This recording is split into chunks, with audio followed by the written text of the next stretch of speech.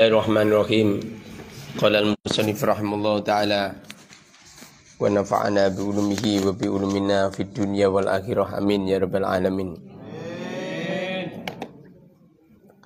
Bismillahirrahmanirrahim. Ahmadullah awalan hamdan katsiran mutawaliyan an lisani uqdata sumti wa tawaqani uhdatal kalam wa qiladatan nutki ma anta muthabirun alaih minal ama anjaliyatil haq ma'al lujaji fi nusratil batil wa tahsinil jahli wa tasghibi ala man athara an nuzu qalilan an murasimil khalqi wa ma la mailan yasira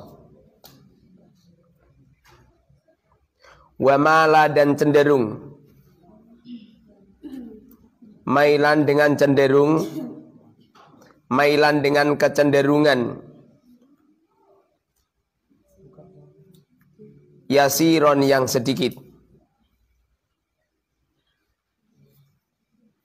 an mulazamatir rasmi,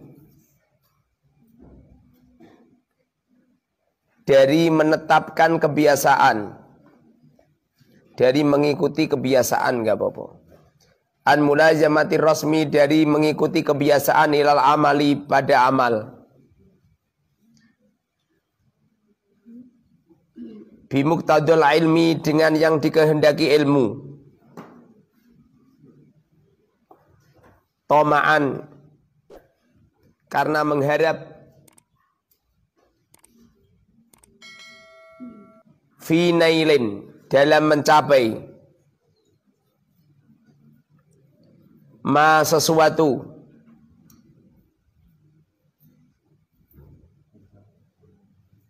ta'abbadahu Allah Ta'ala,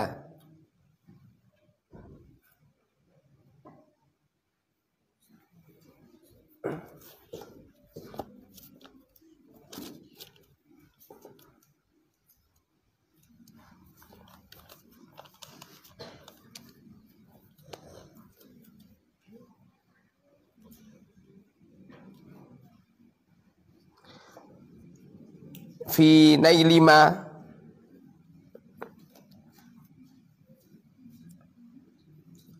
dalam mencapai sesuatu,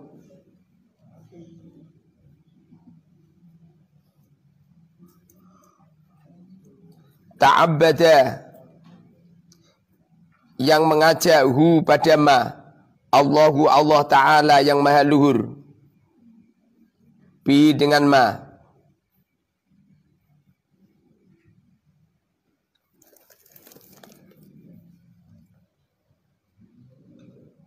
min tazkiyatin nafsi, dari membersihkan diri, wa islahil qalbi, dan membaguskan hati.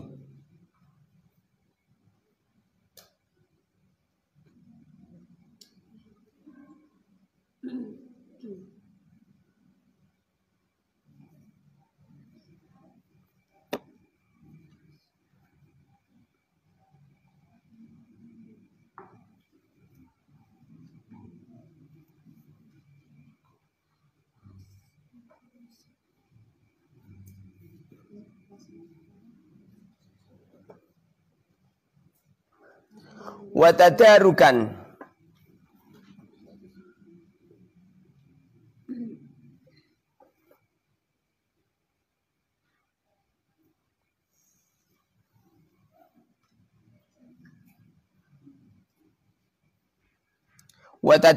dan menemui, di ba'dima, pada sebagian barang,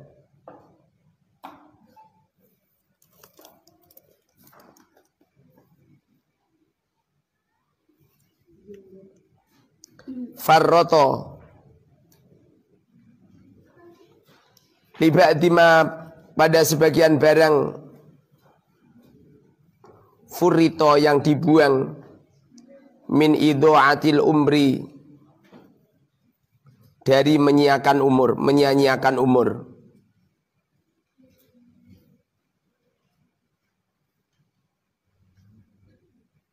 wa ya'san, dan putus asa,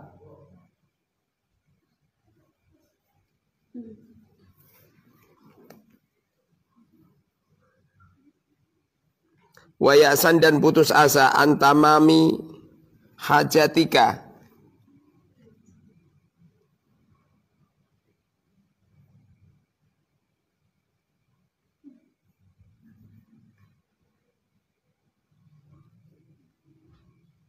Apa anunya ini loh. Kitab kamu beda ya? Kitab kamu kan minta mamit talaki gitu ya.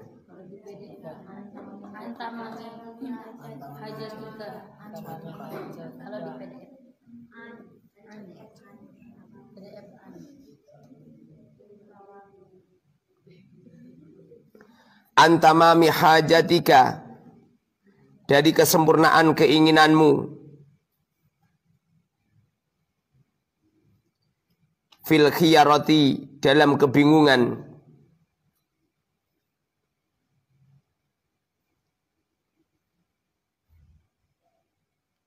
wan khiyazan dan tersisih,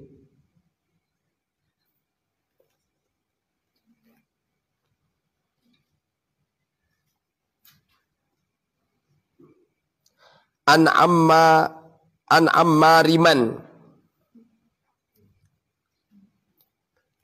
ain kan, bukan gin kan? Gin dari mana kamu nulisnya? An ammariman, dari beberapa kumpulan orang.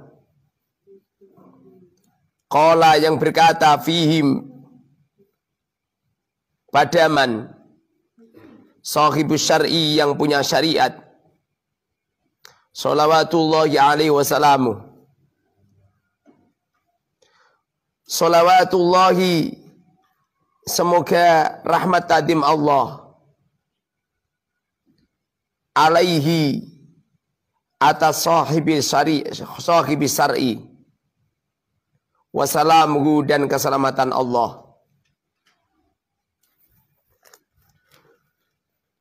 Imam Ghazali itu hidup di zaman, di pertengahan orang-orang ahli pikir, orang-orang ahli berbicara. Sehingga kalau kita lihat karya-karya tulis beliau ini, karya-karya tulis yang sulit, jelimet, kosakatanya ini penuh dengan bahasa-bahasa balaghah. Sehingga kalau menerangkan ihya, orangnya nggak ahli mantik, nggak ahli balaghah, nggak bisa nerangkan itu. Kalau hanya sekedar melihat terjemahnya saja, melihat kosakatanya saja nggak bisa dia. Imam Ghazali dulu itu pernah mempelajari ilmu filosof, ilmu filsafat, nyampe detil. Kemudian setelah itu beliau menghalau dengan perkembangan ilmu filsafat yang mengakibatkan umat ini bukan semakin terarah kepada Allah, tapi malah ngutik-ngutik tentang Allah. Lahirlah aliran-aliran Mu'tazilah, aliran-aliran yang pemahaman-pemahaman tentang sifat-sifatnya Allah, wujud-wujudnya Allah do nyeleneh. Makanya karya-karya tulis beliau kan karya-karya tulis apa itu yang menguras tentang akal. Kebetulan beliau ini termasuk orang fakir, berketurunan yang ayahnya juga fakir. Konon cerita dulu ayahnya itu sering hadir ke majelisnya ulama, majelisnya kiai. Dan ayahnya ini dermawan banget sama kiai. Jadi seringkali berkhidmat, sedekah ke beliau. Dan beliau sering berdoa, ya Allah, berikan karunia kepada kami anak-anak yang solih. Alhamdulillah Allah karuniakan kepadanya anak lelaki, 2 lelaki yang solih. Yang barib namanya Muhammad, yang nomor 2 namanya Tidak ada orang yang memberi nama anak dengan nama Muhammad kecuali kedua orang tuanya akan mendapatkan keberkahannya di dunia nyampe kelak di akhirat. Yang saya rasakan gitu. Anak saya ini semuanya saya beri nama Dzuliyai Kanjeng Nabi. Masya Allah. Sampeyan gawe jenengan anak buka Google. Akibatnya iki untuk jenengan Angel Angel.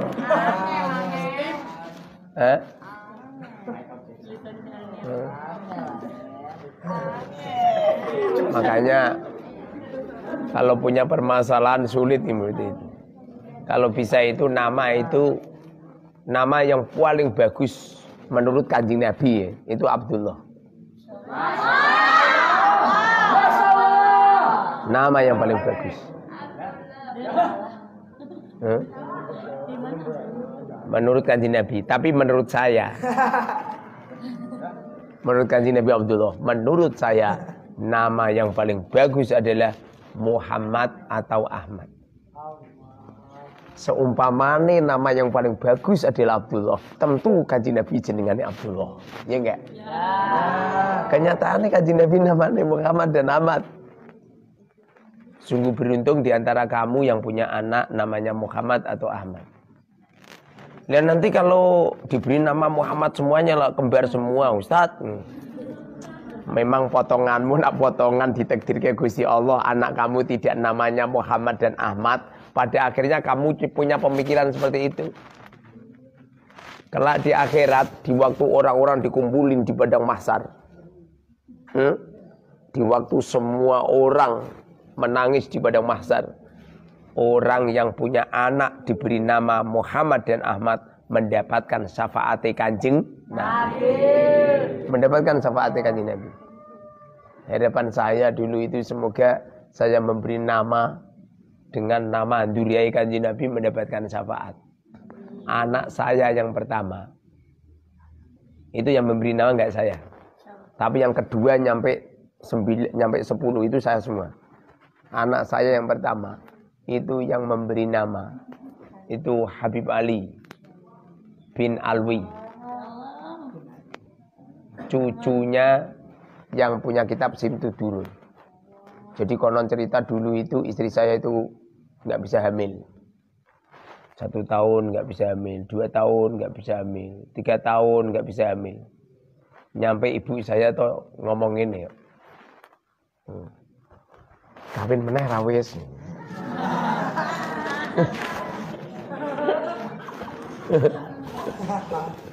Setelah istri ini 3 tahun tidak hamil, ibu pernah ngomong gitu. Tapi dalam hati saya nggak ada gerinjit sama sekali untuk nikah lagi.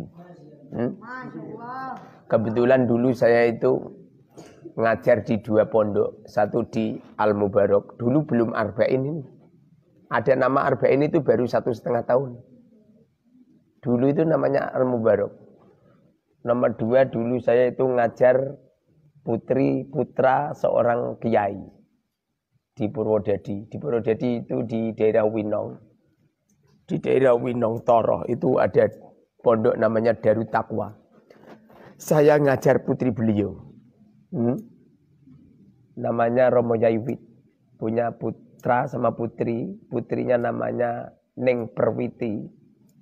Yang lelaki namanya Gus Hasan. Itu saya ngajar 2 orang. Saya ngajar. Suatu ketika dalam perjalanan pulang, saya kalau ngajarkan pakai sepeda motor. Zaman dulu belum punya mobil. Ketangkep polisi. Saya ketangkep polisi. Ada polisi. Ada polisi yang kebetulan saya kalau ketangkep polisi itu nggak pernah berhenti. Dan alhamdulillah belum ada satupun polisi yang bisa ngoyak saya. Rosi. Ojo ditiru. Niru kiai itu niru yang baik-baik, yang jelek-jelek nggak usah ditiru. Loh kok Ustaz toh nggak usah ditiru kok diceritakan? Ini sejarah hidup. Sejarah hidup. Kak ceritani kalau saya ini termasuk pembalap. Saya ketangkep polisi ya baru kali itu saya ketangkep. Biasanya itu kalau ada operasi langsung blebes. Polisi ini ngoyak nggak bisa. Saya kalau naik motor,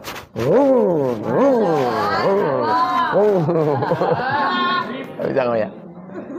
Delalah, mungkin baru nasib.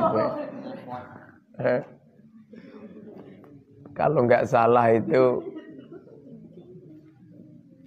jam 2 atau jam 3.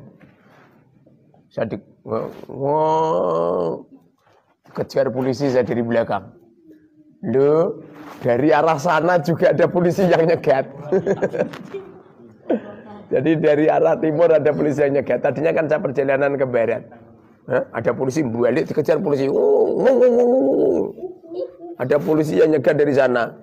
Pada akhirnya saya belok kanan karena rencanaku pengen masuk ke jalan-jalan penduduk. Antar jebul dalane buntu. Dimarahin.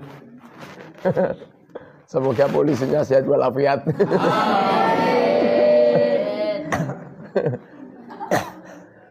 Konon cerita kiai itu cerita di depan muridnya itu bagian daripada hikmah.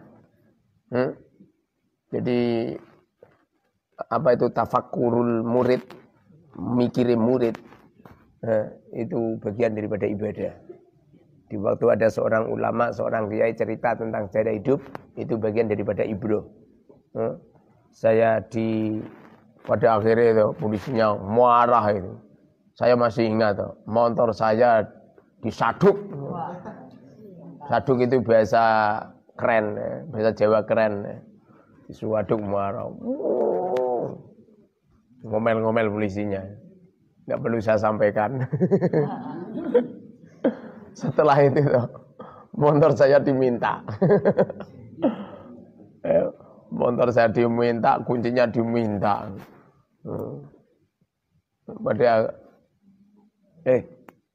Tadinya pengen diminta, tapi berhubung polisinya bawa motor semua, polisinya nggak bisa bawa motor, saya disuruh ngikutin, terus dibawa ke meja saya ditanya surat-surat, saya nggak punya surat. Jadi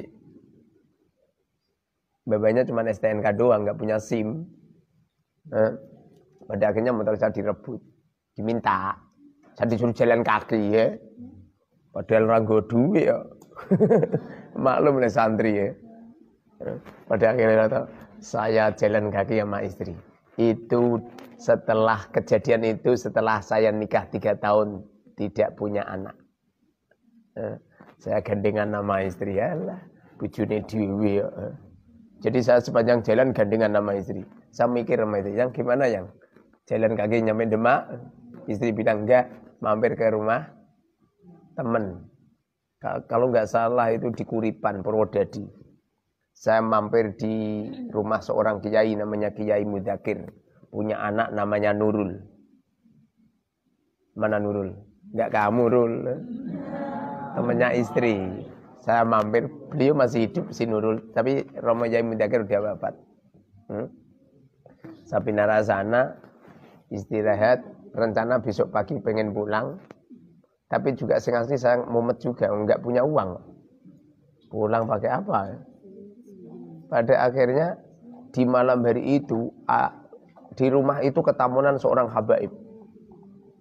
Di waktu Habib itu lihat saya, Habib itu bilang gini, ini ustadz yang saya cari.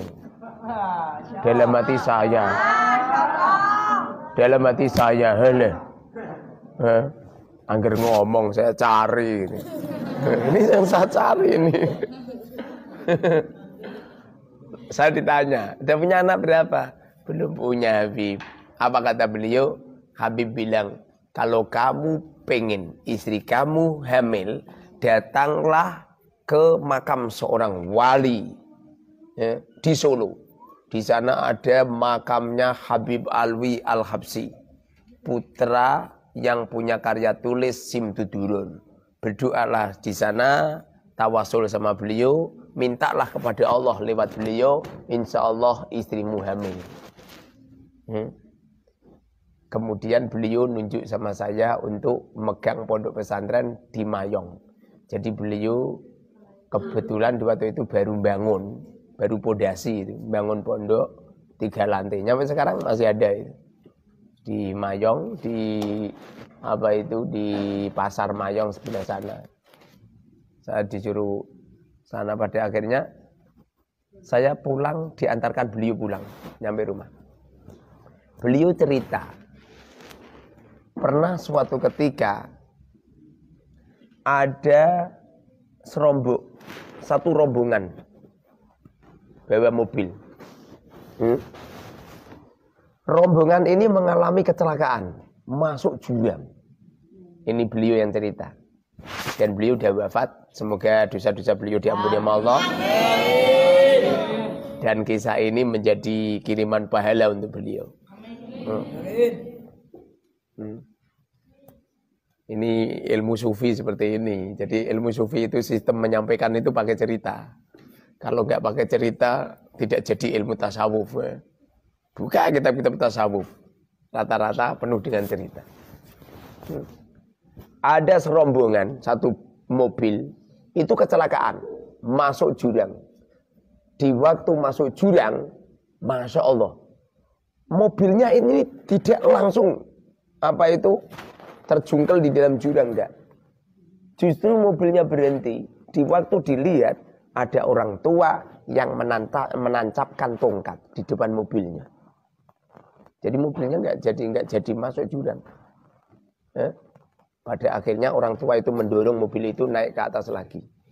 Satu rombongan tadi, saking senengnya, itu memberi hadiah sama orang tua tadi. Tapi orang tua tadi nggak mau diberi hadiah. Lalu ditanya, siapa namamu? Nama aku Alwi. Nama aku Alwi bin Ali bin Muhammad bin Husain Al-Habsi. Rumahmu mana? Rumahku Solo. Setelah itu pamitan pergi, terus mobilnya melaju pulang. Setelah pulang berniat untuk mengadakan tasyakuran. Dan mereka pengen sowan di tempatnya Habib Alwi, merasa berterima kasih. Tapi apa yang terjadi? Setelah menuju ke Solo, ke Gurawan, ke lapangan Solo yang ada Kebu Slametnya itu, di Gurawan, di Masjid Ar-Riyad, di sekitar itu. Beliau nyari, nggak ketemu. Orang yang namanya Alwi bin Ali nggak ketemu. Ada orang yang memberitahu itu adalah nama seseorang ulama yang telah wafat. Tapi wafatnya udah lama. Apa kata orang dulu? Enggak, orangnya masih hidup. Diteliti, semua orang sepakat kalau itu adalah makam Habib Alwi yang makamnya ada di Masjid Riyad. Masjidnya kecil, tapi kalau dilihat di pinggir jalan kelihatannya besar. Itu ruko, itu bukan masjid. Mau bawahnya ruko semua. Nanti kapan-kapan Jumat lagi pengen ke sana saya. Bareng-bareng sama santri semua. Biar kamu bisa hamil semua.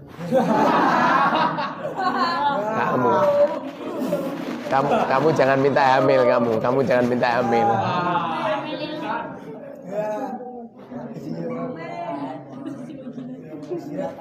Jadi Habib Alwi itu cerita itu saking mantepnya gitu loh. Saking mantepnya. Kemudian lain hari saya sama istri bawa sepeda motor menuju ke Solo. Dan saya ziarah ke sana. Di waktu itu saya berdoa, ya Allah, istri saya belum hamil. Ya Allah, berikan istri saya seorang anak yang salihah. Karena saya dapat ijazah dari Romo Yai, kalau kamu pengen cepat kaya, anak pertamamu adalah perempuan. Kalau kamu sih ikuti Gusti Allah aja, rasa ngarani. Lelaki baik, perempuan baik. Saya ziarah ke sana, kemudian perjalanan pulang. Masya Allah, istri saya muntah-muntah. Jadi Liyah itu anak keramat itu. Liyah. Mana orangnya?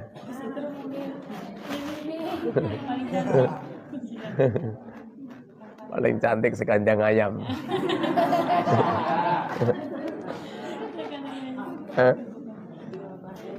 Hamil istri saya.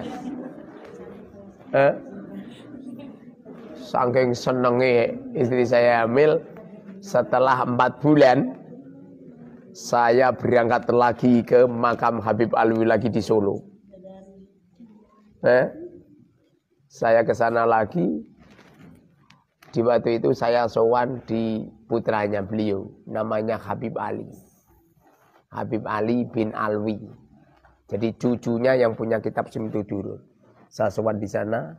Habib Ali ini ayahnya Ustadz Alwi Al-Habsi. Beliau bilang, Ustadz, saya kemarin di Sunan Kalijogo. Alhamdulillah ketemu sama Sunan Kalijogo. Jadi beliau cerita-cerita bincang-bincang kalau beliau ketemu sama Kanjeng Sunan Kalijogo. Dan beliau cerita kalau Sunan Kalijogo ini adalah Mimbatil Aulia dan lain sebagainya. Setelah itu beliau bilang, Ustadz, di perutnya istrimu adalah anak perempuan. Kelak apabila lahir, beri nama Halimatis Sa'diyah. Halimatis Sa'diyah. Lihat terus kok panggilannya Liyah? Yang memberi nama Liyah adalah Habib Alwi bin Hasan Al-Aidrus. Jadi Habib Alwi yang memberi ijazah saya untuk ziarah ke makam Habib Alwi di Solo biar istri saya hamil. Sehingga beliau pun titip namanya Liyah. Lalu saya tanya, Liyah itu apa Habib Liyah itu? Liyah itu maknanya Li Halimah, diambil linya. Ya Sa'diyah, dijanggil yahnya. Liyah itu artinya Halimati Sa'diyah. Gitu. Setelah terus anak saya lahir. Jenis kelamin perempuan, tapi istri saya tidak cocok. Kenapa enggak cocok? Karena nenek saya di Blora juga namanya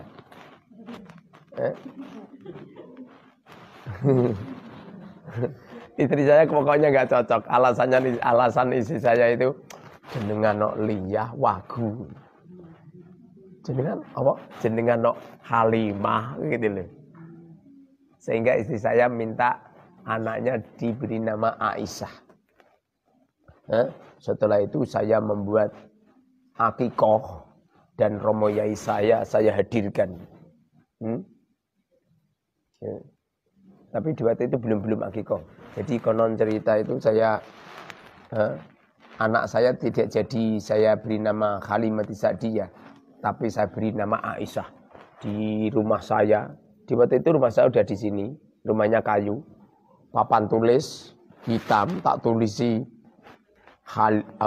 Aisyah binti Muharrar bin Khudori bin Ahmad bin Karsadi. Saya tulis gitu. Masya Allah, istri saya itu nggak bisa kencing. Jadi berhari-hari istri saya nggak bisa kencing. Saya sowan di tempat romo yai saya, konsultasi tentang istri saya yang nggak bisa kencing.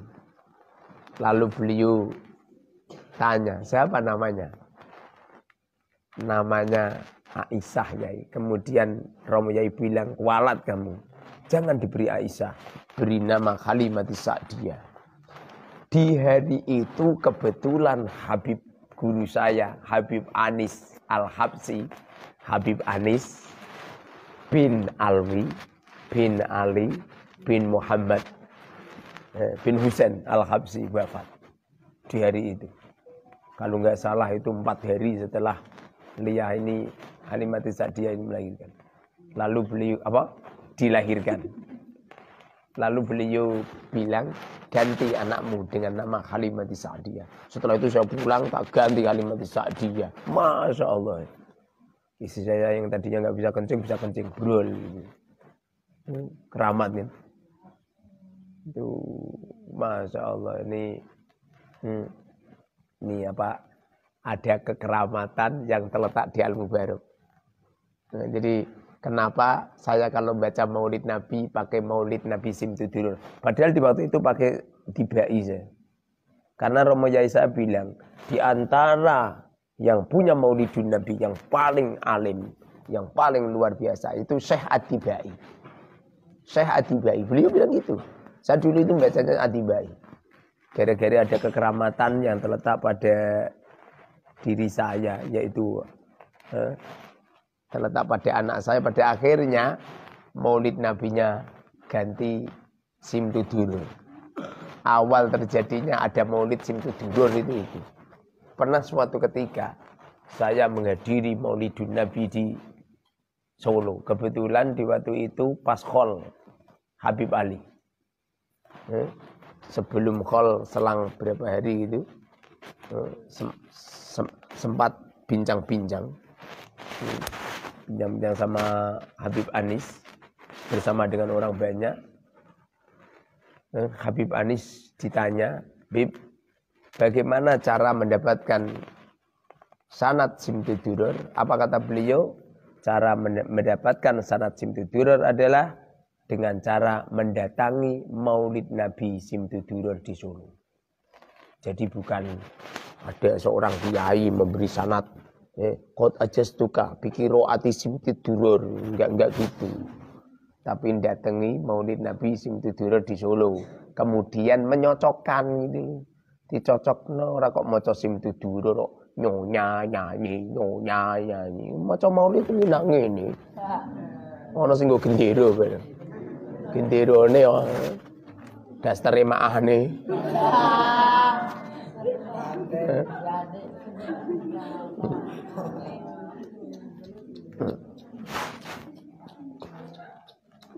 Kanjeng Nabi pernah dawuh,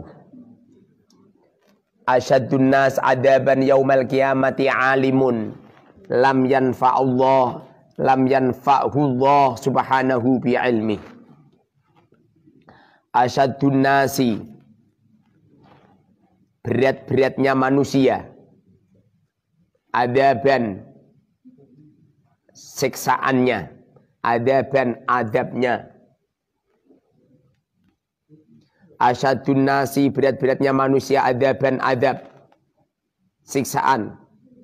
Yaumal qiyamati, di hari kiamat.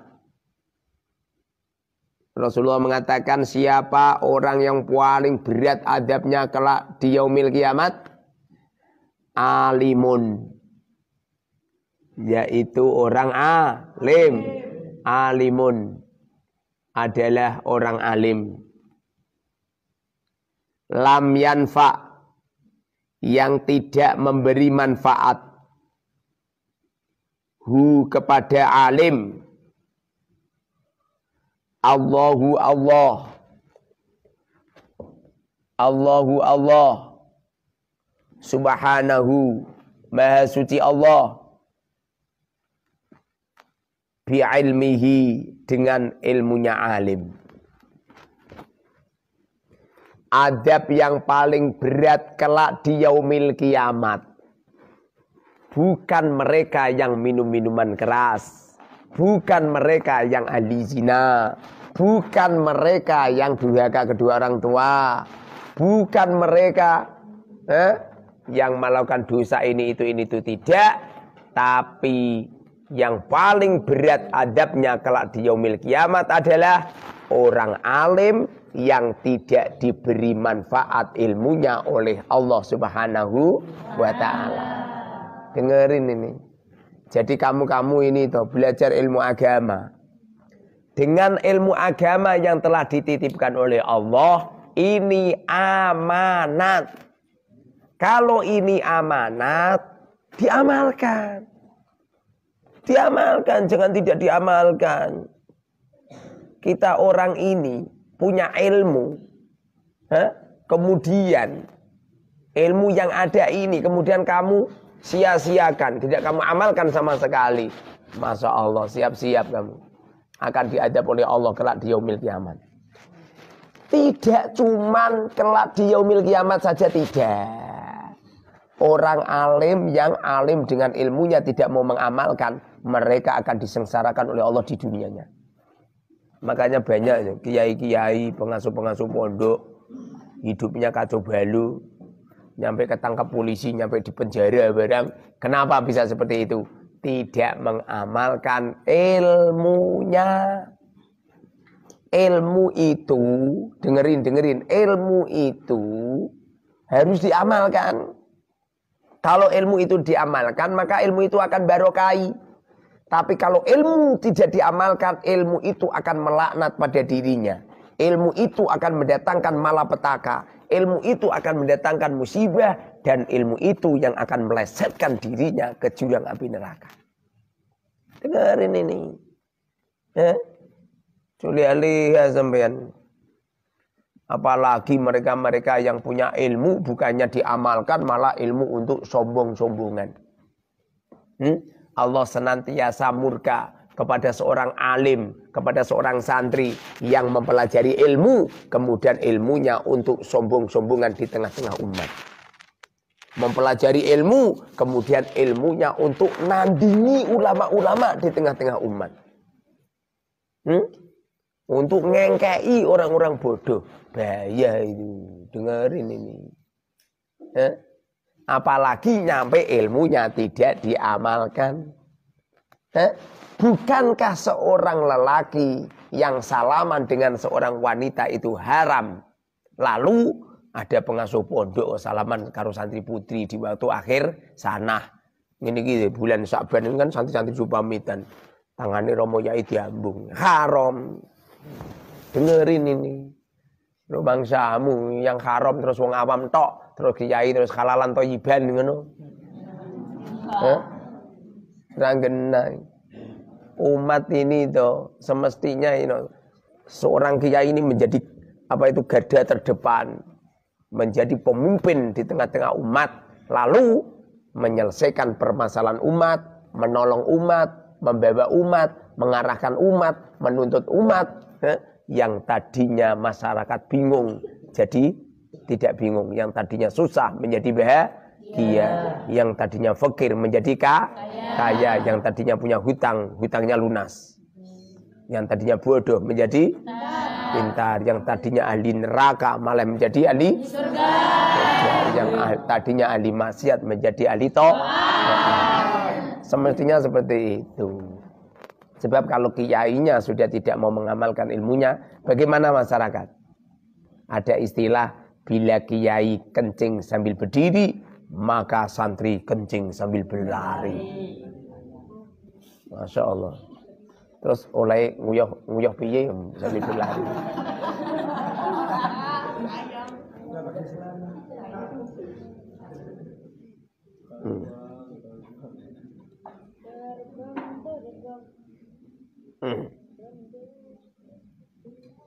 Semoga saja sedikit materi yang saya sampaikan, panjenengan ini semakin hari itu semakin baik. Jangan sampai ilmu yang kita pelajari sedikit demi sedikit kemudian menjadi fitnah. Paham? Jangan sampai ilmu yang kita baca sedikit demi sedikit, saya bacanya tidak perlu banyak-banyak, yang penting diamalkan. Pokoknya kalau dapat ilmu apapun diamalkan. Ini kitab sakral ini. Tidak ada rumah yang ada Ihya Ulumuddinnya. Tidak ada rumah yang ada kitab Ulumuddin, Ihya Ulumuddin, kecuali rumah itu akan dijaga oleh Allah.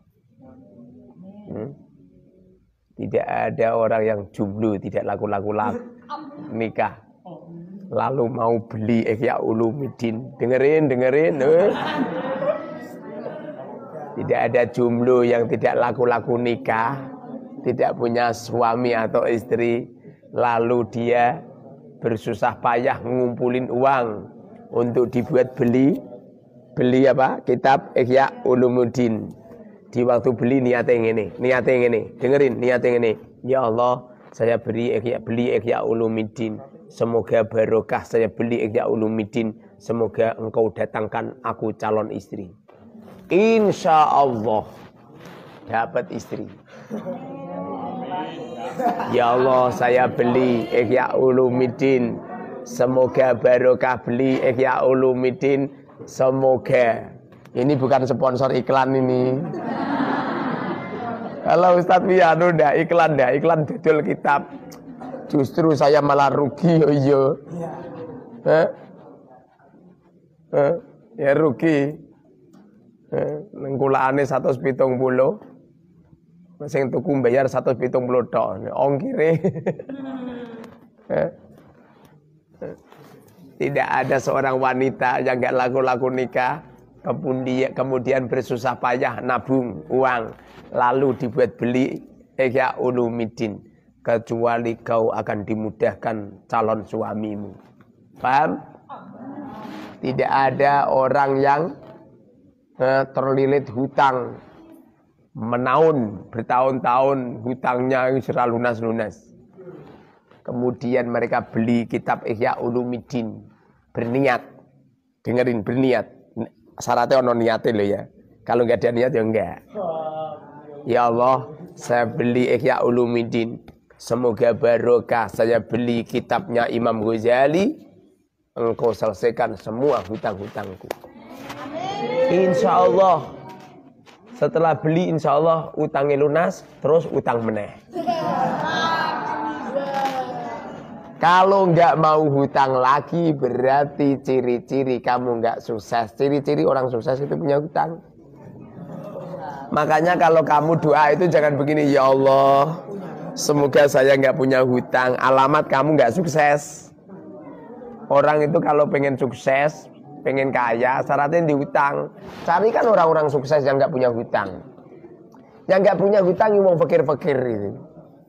Pengen utang piye enggak deke sepeda motor anti motor.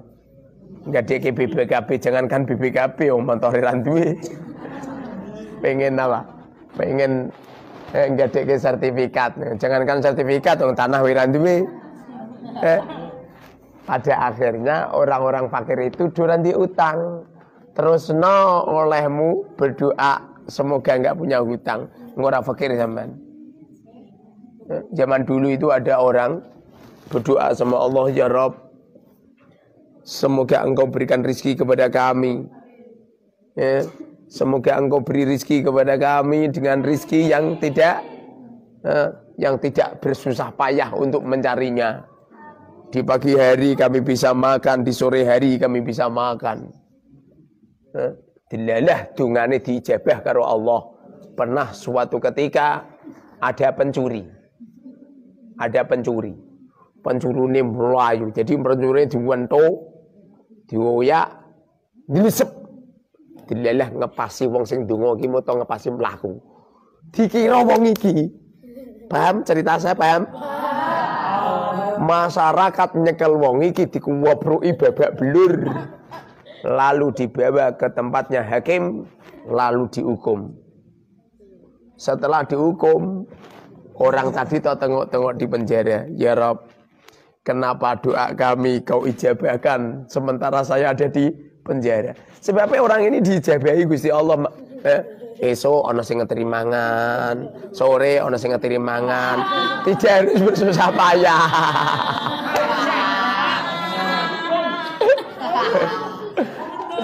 Jadi nggak usah kerja, nggak usah cari uang, nggak usah masak, sudah ada yang nyentori sendiri, paham?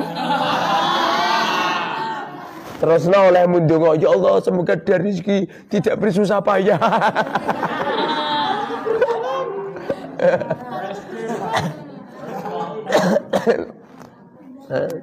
Pernah suatu ketika ada orang WA ke saya, Kiai, tolong didoain Kiai, semoga saya nggak punya hutang.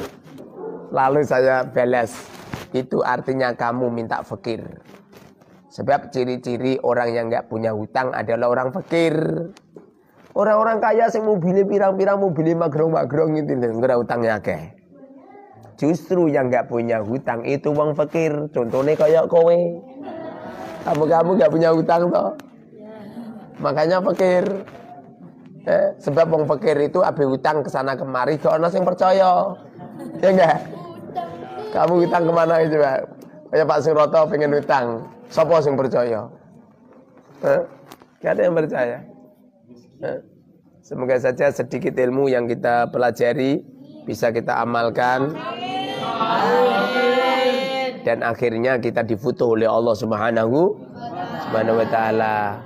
Yang asli yang menjadikan kamu cepat wusul kepada Allah itu yang asli maksiat.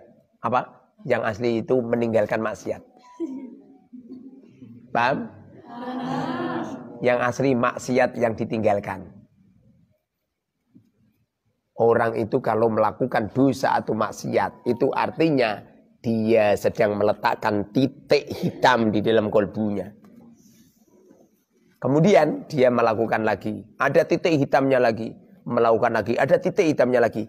Titik-titik hitam ini berbau harum menurut setan. Setan kesedot. Pada akhirnya setan-setan itu mencari titik-titik itu. Karena setan-setan itu akan rubung hatinya orang yang banyak kotoran dosa. Sebagaimana bejana yang kotor lalu dirubung sama lalat-lalat. Di saat hati kita sering digunakan maksiat, melakukan dosa, maka ada titik-titik bentik-bentik itu. Di saat bentik-bentik itu banyak, setan-setan berteduh di situ, lalu setan ini menutup mata hati. Kemudian kamu tidak akan mampu untuk melihat alam malakut. Kamu tidak akan mampu untuk melihat sir, sesuatu yang rahasia. Kamu tidak akan mampu untuk melihat sesuatu yang gaib. Jangankan melihat sesuatu yang gaib, melihat aib sendiri tidak mampu. Tapi kalau melihat aib orang lain, melihat kejelekan orang lain, walah, mripate langsung ngene ya. Kalau melihat kesalahan sendiri tidak pernah melihat, tidak pernah sadar sama sekali. Tapi kalau melihat orang lain cerdas. Kenapa bisa seperti itu? Banyaknya setan iblis di dalam kolbu. Maka cara tepat untuk membersihkan mata hati dan mata hati kamu mampu menembus. Caranya seperti itu. Kenapa zaman-zaman dulu itu banyak orang terfoto? Gara-gara mata hati orang-orang dulu itu bersih. Gak seperti mata hati kamu. Mata hati kamu itu kamu kotori setiap hari lihat cewek. Lihat bokong domegal-megol, lihat perempuan-perempuan yang membuka aurat, lihat video-video porno, lihat chattingan-chattingan yang haram, lihat berita-berita yang haram, senengane nonton videone Gus Nur, asu ketek celeng, mbok tonton, wis ngerti nak wonge elek kok mbok tonton. Barang siapa yang nonton berita-berita yang ghibah, maka mereka bagian daripada orang yang melakukan ghibah. Kalau ada berita-berita jelek itu toh nggak usah ditonton. Udahlah. Lagi pula kalau bisa musuh kita ini setan doang. Musuh kita ini iblis saja. Jangan ada yang lain. Manusia selama masih hidup tidak ada jaminan untuk diri kita, bukan untuk orang lain. Kalau untuk orang lain, anggap saja orang lain akan segera diampuni dosanya. Anggap saja orang lain akan segera ditobatkan oleh Allah. Anggap saja non-muslim, orang-orang kafir. Ya. Anggap saja semua sebentar lagi akan disadarkan oleh Allah lalu masuk Islam. Adapun yang perlu diragukan hanya diri kita sendiri. Paham? Sehingga sudah waktunya kamu nggak usah ngocai orang lain. Udah. Tutup rapat-rapat. Anggap saja semua orang baik semua. Paham? Mulai sekarang jangan gubris dengan orang lain. Dihusnudoni semua. Lebih-lebih terhadap orang tua kamu. Gak boleh kamu setelah mondok kamu pinter kemudian dengan mudah kamu ngocai orang tua. Apalagi kamu mengomentari orang tua. Jangan. Pulang kok pondok. Pak Ane turu disaduk. Weh, jamaah ngono lho. Pak ya apa?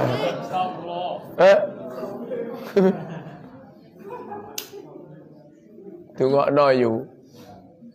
Mamamu salate ngebut mbok sengeni. Salat kok cuma patepon. Kaya dinto maling.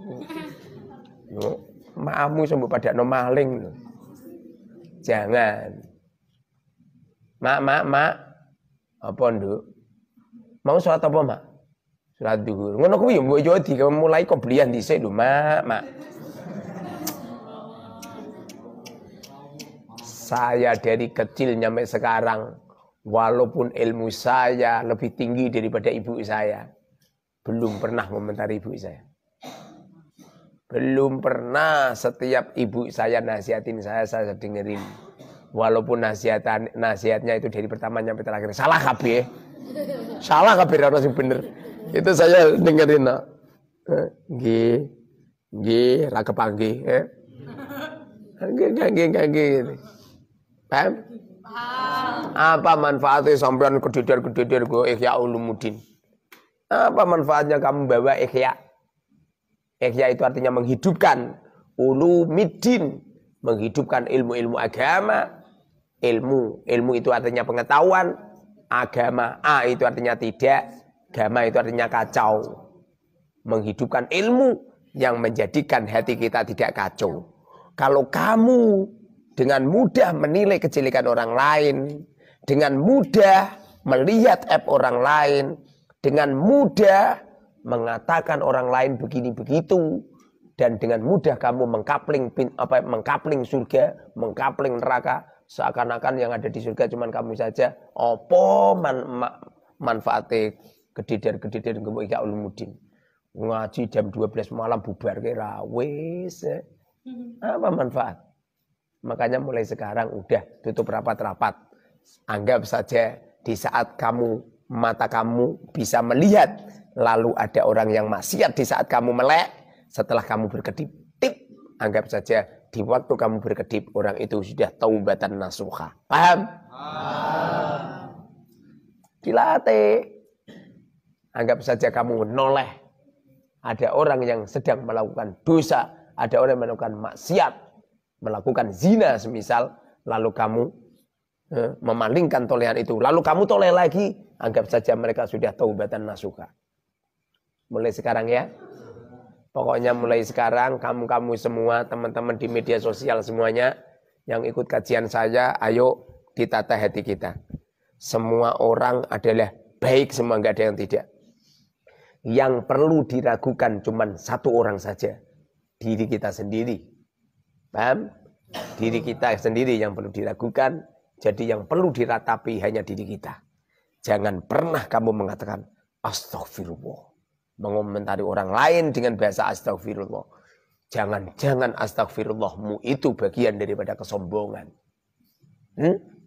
Jangan-jangan ucapan kamu astagfirullah itu bagian daripada kesombongan, seakan-akan orang lain adalah jelek, kamu adalah yang baik. Berani ngaji Ihya Ulumuddin, harus berani meletakkan diri kita serendah-rendahnya, nyampe di dunia ini tidak ada yang rendah kecuali diri kita. Paham? Kalau kamu bisa seperti ini, insya Allah setiap melihat santri luar biasa, ya enggak? Walaupun kamu sudah jadi seorang kiai gitu, melihat santri ini luar biasa, melihat masyarakat luar biasa. Tidak pernah ada yang kita kilai. Semoga manfaat barokah. Wabillahi taufiq hidayah wa minkum. Wassalamualaikum warahmatullahi wabarakatuh.